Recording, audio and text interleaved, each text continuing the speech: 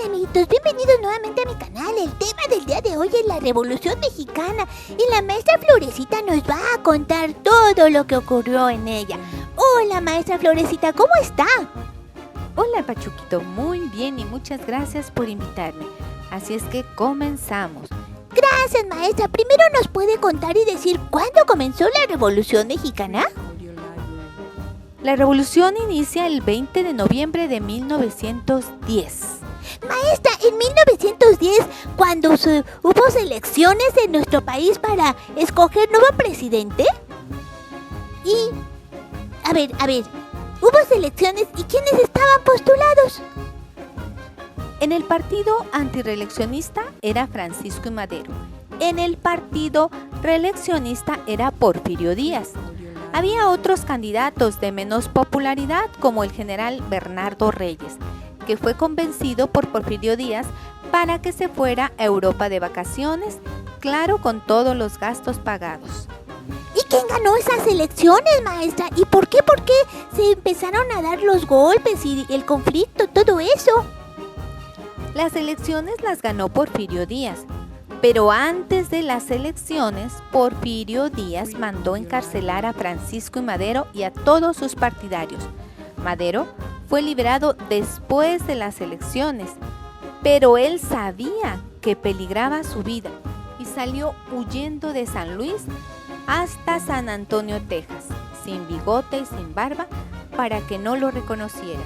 Maestra, ¿pero cómo fue que inician los cocolazos? ¿Por qué? Mira, Pachuquito, cuando se dan las elecciones de 1910 y totalmente el pueblo se da cuenta que fue un fraude, que encarceló a Francisco I. Madero, la población comenzó a realizar todo tipo de protestas que fueron reprimidas a sangre y fuego. Podamos decir que ahí empieza el enfrentamiento entre la población y el ejército de Porfirio Díaz, que fue la antesala de la revolución. El pueblo se dio cuenta del engaño y no estaba nada contento. Pero maestra, ¿qué hizo Madero en Estados Unidos? Madero comienza a organizar el movimiento armado de la revolución, junto con sus aliados que allá lo alcanzaron. Además, recibió apoyo de Estados Unidos y también ahí, en octubre, el 5 de octubre de 1910, escribe el Plan de San Luis. Pero ese plan, ¿en qué decía? ¿O qué tiene de interesante ese plan? ¿Para qué se pone a escribir allá cosas? ¿De qué se trata? En él invitaba al pueblo a tomar las armas el día 20 de noviembre de 1910 después de las 6 de la tarde. O sea, invitaba al inicio de la Revolución Mexicana. Declara nulas las elecciones. Desconoce el gobierno de Porfirio Díaz y a todas sus autoridades. Exige el reparto de tierras a los campesinos que les fueron despojados y se declara él como presidente provisional. ¡Ay, maestra! Estuvo eso bien interesante, ese plan, yo no lo sabía. Entonces, el 20 de noviembre el pueblo se levantó todo en armas contra el gobierno de Porfirio Díaz y ¡pum! Será la revolución. Así es, Pachuquito, así es. Pero maestra, ¿pero se levantó en armas todo el pueblo? No todo. El 20 de noviembre pocos se levantaron en armas. Y así Madero solo pensó que no le habían hecho caso porque no se vio todo lo que él esperaba, que todo el pueblo y que mucha gente saliera y luchara y peleara. Entonces Madero, como él se permanecía en la frontera y no vio tanto movimiento, decide regresar a Estados Unidos, pensando que su llamado no había sido escuchado por el pueblo. Por otro lado, Porfirio Díaz, muy tranquilo, realizó su toma de protesta el 1 de diciembre de 1910, ya que en la Ciudad de México nadie se levantó en armas. Se levantaron en otros estados, en otras partes de la República, pero fueron pequeños, no como se esperaba. Entonces, Los que sí, muy puntuales iniciaron la lucha fue Pascual Orozco y Francisco Villa el 20 de noviembre con 300 hombres.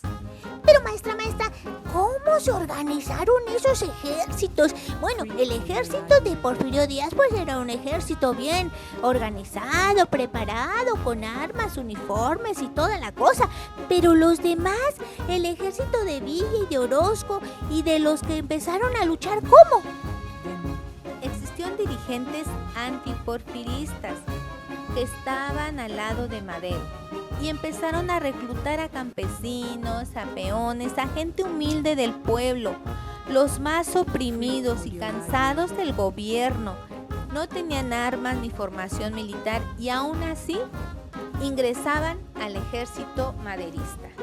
Se formaron ejércitos en Chihuahua, Sonora, Sinaloa, Durango, Coahuila, Zacatecas, San Luis Potosí, Hidalgo, Puebla, Morelos, Guerrero, Veracruz y Tabasco.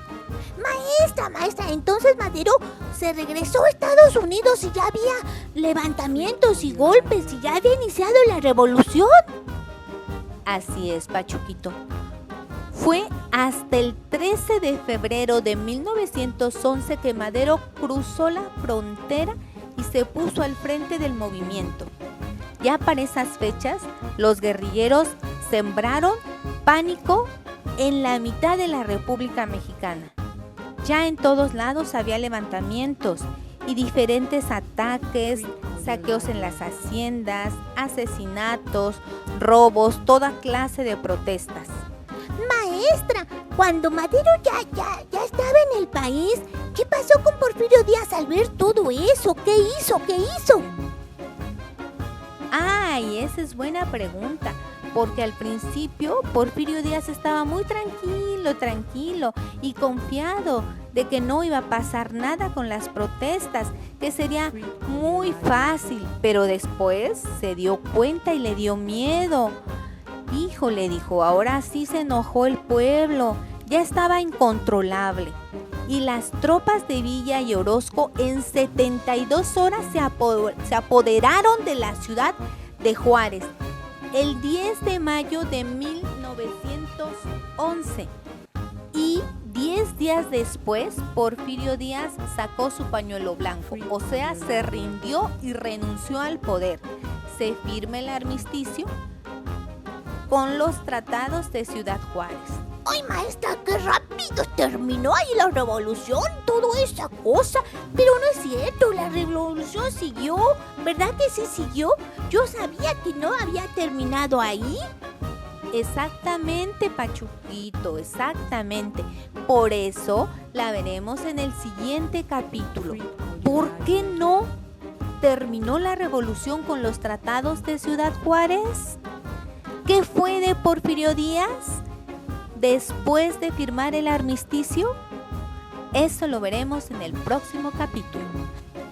Sí, amiguitos, nos vemos en el próximo capítulo. Le quiero mandar saludos a Perlita, a mí, a Franco, a Sebastián, a Regina, a Lupita, a María, Carolina, todos mis amiguitos que ven mi canal y les encantan mis videos. Así es que bye, nos vemos pronto.